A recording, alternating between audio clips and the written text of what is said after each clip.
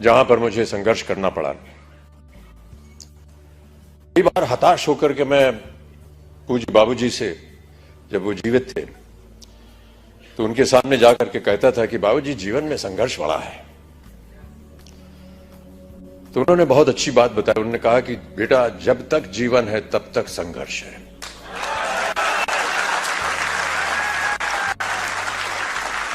और आप भी मान लीजिए कि आपके जीवन में प्रतिदिन, प्रतिक्षण ये संघर्ष रहेगा। और आप लोगों को वादा करना पड़ेगा कि ये संघर्ष में आप लगे हैं, आगे भी आगे आप संघर्ष करते जाएंगे, ताकि जो भी कार्य आप उठाएं उसमें वो संघर्ष जो है वो नजर आए। जिस दिन लोग आपके संघर्ष को सम्मानित करेंगे, उस दिन आपका पदार्थ जो है वो ऊंचाइयों पर पहुंचा।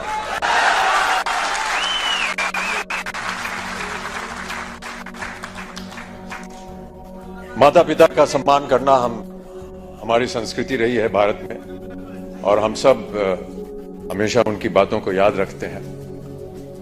कई बार बाबूजी से पूछता था कि मेहनत करने के लिए क्या करना चाहिए। उन्होंने कहा कि काम करना चाहिए और समय से काम करना चाहिए। एक संस्कृत का श्लोक उन्होंने मुझे बताया कि सूर्योदय चास्तमय चशाइनम जहाति लक्ष्मी रवि चक्रवर्तीनम। माने ये कि सूर्य उदय होने से लेकर के और अस्त होने तक जो इंसान सोता है, वो चाहे चक्रवर्ती राजा भी क्यों ना हो, उसकी धनराशि जो है वो गायब हो जाती है। तो सूर्य उदय होने से पहले आपको उठना पड़ेगा और न्यूट्रीचार्ज को आगे बढ़ाना पड़ेगा।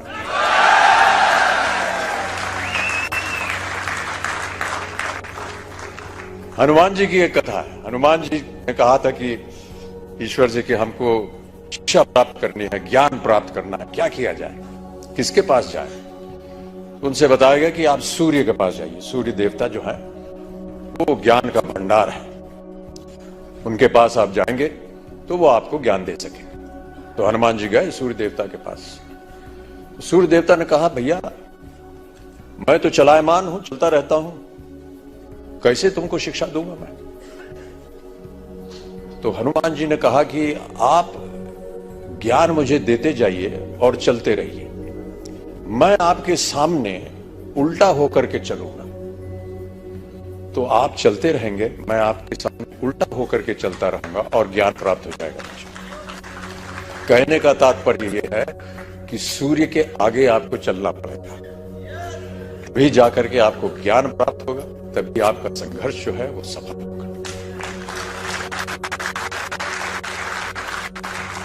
प्रोत्साहित करने के लिए एक कविता की कुछ पंक्तियां हैं। इससे पहले मधुशाला की एक पंक्ति पढ़ी गई थी, क्षमा चाहता हूं, उसमें थोड़ी बहुत त्रुटियां थी। जो यहां सज्जन पुरुष आए थे,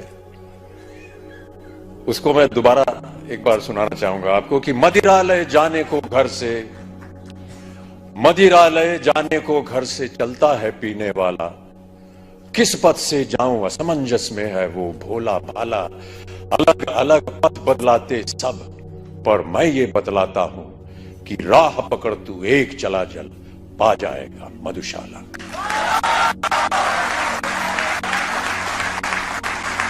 एक और बहुत सुंदर कविता है, उसके कुछ क्षण पढ़ देता हूं आपके लिए। यह है, लहरों से डरकर नौका पार नहीं होती और कोशिश करने वालों की कभी हार नहीं होती।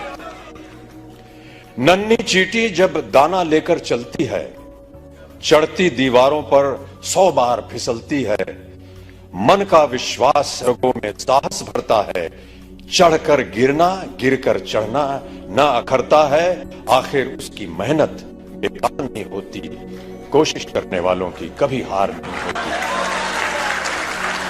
तो आपकी कोशिशें हमेशा बनी रहें। आपका सहयोग रहा है। जिनको भी आज पुरस्कार दिया गया है, उनको मैं अपनी ओर से एक खास बधाई देता हूं और उम्मीद करता हूं कि इसी तरह हर कार्यक्रम में आपके साथ जब मैं आऊं तो और भी लोग पुरस्कार प्राप्त करने के लायक हों और मैं उनके साथ उन्हें पुरस्कार दे सकूं, उन्हें प्रोत्साहित कर सकूं। अंत में जाने से पहले बाबूजी की एक और कविता की कुछ पंक्तियां आपको सुनाना चाहूंगा। इस कविता का शीर्षक है अग्निपथ। अग्निपथ बाबूजी ने लिखी थी उस जमाने में जब भारत अपनी स्वतंत्रता के लिए लड़ाई लड़ रहा था अंग्रेजों के खिलाफ। तो भारत की जनता को प्रोत्साहित करने के लिए उन्होंने ये कविता लिखी थी। लेकिन मेरा ऐसा मानना है कि ये एक ऐसी कविता है जो हर क्षण, हर वर्ष, हर युग में उसका एक ही मायने निकलता है, प्रोत्साहित करती है जनता को। तो आपको भी मैं प्रोत्साहित करने के तौर पर अग्निपथ की कुछ पंक्तियां सुना देता हूं कि अग्निपथ अग्निपथ अग्निपथ, वृक्ष हो भले खड़े, हो बड़े हो घने, एक पत्र छाह भी मांग मत मांग मत मांग मत। अग्निपथ अग्निपथ अग्निपथ, तू न रुकेगा कभी, तू न मुड़ेगा कभी, तू न झुकेगा कभी, कर शपथ कर शपथ कर शपथ।